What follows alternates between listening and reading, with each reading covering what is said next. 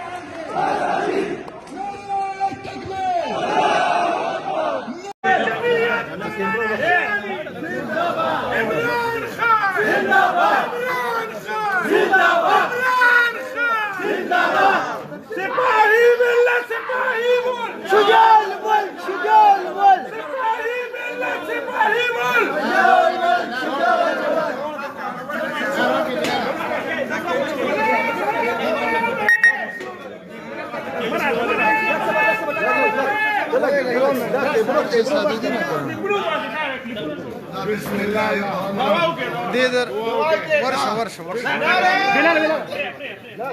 ورشه كان دعا وکړئ چې الله رب العزت دا دفتر زمونږ او ستاسو د ټولو په خیر په عزت د دنیا او د آخرت په عزتونو تمام کړي. الله د ټول قوم په خوشحالۍ تمام په یخ کې راغلي دي. خدای پاک ته ورته قسمه تکلیفونه وساتي.